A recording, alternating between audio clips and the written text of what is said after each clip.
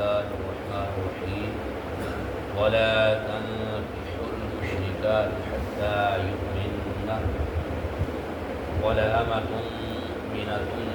مؤمنة خير من مشركة ولو أعجبتكم ولا تنكحوا المشركين حتى يؤمنوا ولعبد مؤمن خير من مشرك ولو أعجبكم أولئك يدعون إلى النار والله يدعو إلى الجنة والمغفرة بإذنه ويبين آياته للناس لعلهم يتذكرون آمنت بالله صدق الله مولانا العظيم۔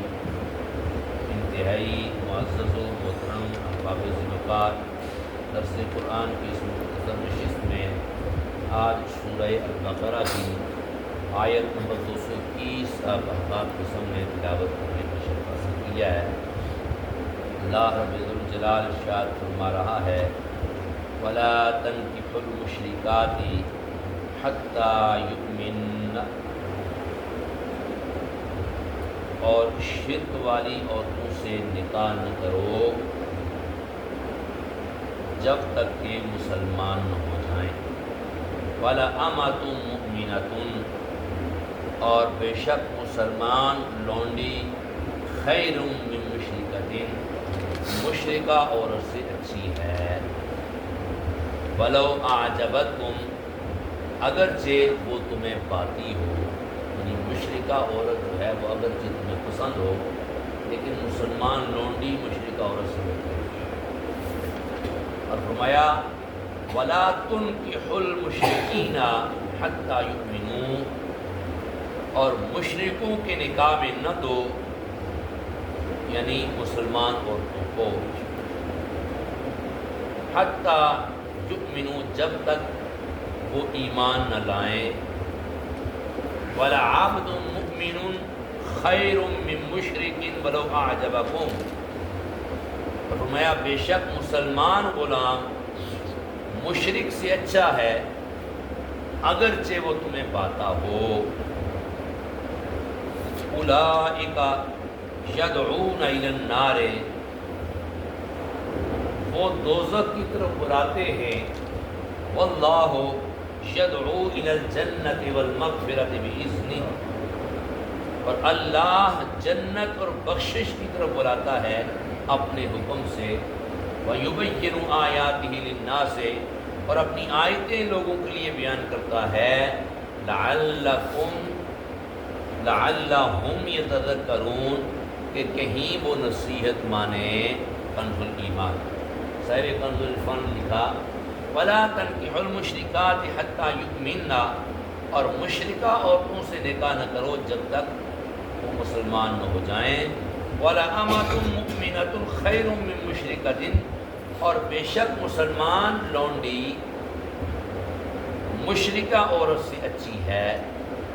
وَلَوْ أَعْجَبَتْكُمْ، اگرچہ وہ تمہیں پسند ہو۔ وَلَا تُنكِحُوا الْمُشْرِكِينَ حَتَّى يُؤْمِنُوا، اور یعنی مسلمان عورتوں کو مشرکوں کے نکاح میں نہ دو جب تک وہ ایمان نہ لے آئیں۔ وَلَعَبْدٌ مُؤْمِنٌ خَيْرٌ مِّن مُشْرِكٍ، اور بے شک مسلمان غلام مشرک سے اچھا ہے۔ وَلَوْ أَعْجَبَكُمْ، اگرچہ وہ مشرک تمہیں پسند ہو۔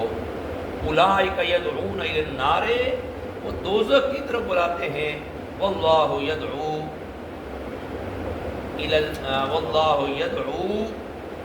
إِلَى الْجَنَّةِ وَالْمَغْفِرَةِ بِإِذْنِهِ، اور اللہ اپنے حکم سے جنت اور بخشش کی طرف بلاتا ہے۔ وَيُبَيِّنُ آیاتہ للناس، اور اپنی آیتیں لوگوں کو بیان کرتا ہے۔ لعلہم یتذکرون، تاکہ وہ نصیحت حاصل کریں۔ یہ آیت مبارکہ اس کے شان نزول میں دو قول ہیں۔ ایک یہ ہے کہ یہ آیت حضرت مرسل غنوی رضی اللہ عنہ کے بارے میں نازل ہوئی۔ وہ ایک بہادر شخص تھے، امام الانبیاء صلی اللہ علیہ وسلم نے مکہ مکرمہ روانہ فرمایا تاکہ وہاں سے کسی تدبیر کے ساتھ مسلمانوں کو نکال لائیں۔ وہاں عناق نامی ایک مشرکہ عورت تھی جو زمانہ جاہلیت میں حضرت مرسد عنوی کے ساتھ محبت کرتی تھی، وہ حسین اور مالدار تھی۔ جب اس کو ان کے آنے کی خبر ہوئی وہ آپ کے پاس آئی اور اپنی طرف دعوت دی۔ آپ نے خوف الہی کی وجہ سے اس سے اعراض کیا اور فرمایا کہ اسلام اس کی اجازت نہیں دیتا۔ تب اس نے نکاح کی درخواست کی، آپ رضی اللہ تعالیٰ نے فرمایا کہ یہ بھی رسول خدا صلی اللہ علیہ وسلم کی اجازت پر موقوف ہے۔ چنانچہ پھر وہ اپنے کام سے فارغ ہو کر جب آپ نبی کریم صلی اللہ علیہ وسلم کی خدمت اقدس میں حاضر ہوئے اور صورتحال عرض کر کے نکاح کے متعلق دریافت کیا، اس پر یہ آیت مبارکہ نازل ہوئی اور فرمایا گیا کہ مشرکہ عورتوں سے نکاح کی اجازت نہیں اگرچہ وہ تمہیں پسند ہو۔ البتہ یہ یاد رہے کہ اہل کتاب یعنی یہودی عیسائی عورت سے نکاح کی اجازت ہے۔ اس کی تفصیل انشاءاللہ سورہ مائدہ آیت نمبر 5 میں آئے گی۔ آگے فرمایا وَلَأَمَةٌ مُؤْمِنَةٌ خَيْرٌ مِّن مُشْرِكَةٍ، بے شک مسلمان لونڈی مشرکہ عورت سے اچھی ہے۔ اس کا شان نزول یہ ہے کہ ایک روز حضرت عبداللہ بن رواحہ رضی اللہ عنہ نے کسی خطا پر اپنی لونڈی کے تماچا مارا، پھر نبی اکرم صلی اللہ علیہ وآلہ وسلم کی خدمت اقدس میں حاضر ہو کر اس کا ذکر کیا۔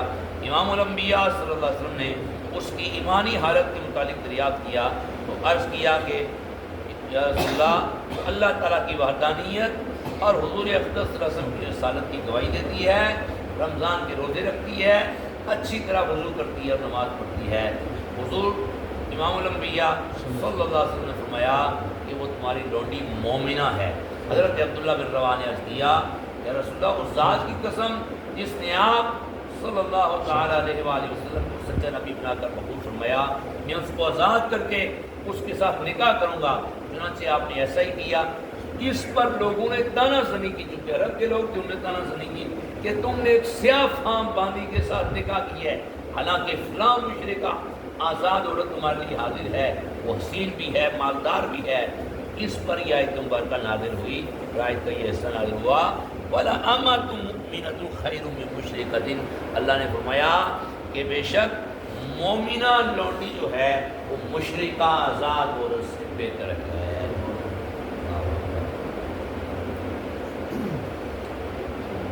خواہ وہ مشرکہ آزاد ہو اور حسن و مال کی وجہ سے اچھی معلوم ہوتی ہو۔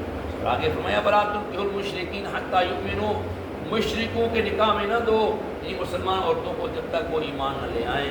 یہ عورت کے سرپرستوں سے خطاب ہے کہ اپنی مسلمان عورتوں کو مشرکوں کے نکاح میں نہ دو۔ مسلمان عورت کا نکاح مشرک و کافر کے ساتھ باطل و حرام ہے۔ مشرک و کافر لوگ تو تمہیں جہنم کی آگ کی طرف بلاتے ہیں، جبکہ اللہ تعالیٰ تمہیں اپنی مغفرت کی طرف بلاتا ہے اور تمہیں نصیحت فرمانے کے لیے تم پر اپنے احکام نازل فرماتا ہے۔ اس آیت میں آج کل کے مسلمانوں کے لیے بہت واضح حکم موجود ہے۔ انتہائی افسوس ہے کہ قرآن میں اتنی صراحت و وضاحت سے حکم آنے کے باوجود مسلمان لڑکوں میں مشرکہ لڑکوں کے ساتھ اور یوں ہی کافر لڑکوں اور مسلمان لڑکوں میں باہم شادیوں کا رجحان بڑھتا جا رہا ہے، خاص طور پر ان علاقوں میں جہاں کفار اور مسلم اکٹھے رہتے ہیں۔ مغربی طرز زندگی اس لڑکوں اور لڑکیوں کی مخلوق تعلیم سے جہاں اور تباہیاں مچی ہوئی ہیں اور بے حیائی کا طوفان امڑایا ہے، وہیں باہم ایسی حرام شادیوں کے ذریعے زندگی بھر کی بدکاری کے سلسلے بھی جاری و ساری ہے۔ اس تمام صورتحال کا وبال ان لڑکوں لڑکیوں پر بھی ہے جو اس میں ملوث ہیں، اور ان والدین پر بھی جو راضی و خوشی اولاد کو اس جہنم میں جھونکتے ہیں، اور ان حکمرانوں اور صاحب اختیار پر بھی ہے جو ایسی تعلیم کو رواج دیتے ہیں یا باوجود قدرت کے اس کا انسداد کرنے کی کوشش نہیں کرتے۔ یوں ہی اس کا وبال ان نام نہاد جاہل دانشوروں، لبرلزم کے مریضوں اور دین دشمن قلمکاروں پر بھی ہے جو اس کی تائید میں ورق سیاہ کرتے ہیں۔ اللہ تعالی ہمیں قرآن حکیم کو سمجھ کر اس پر عمل کرنے کی توفیق عطا فرمائے۔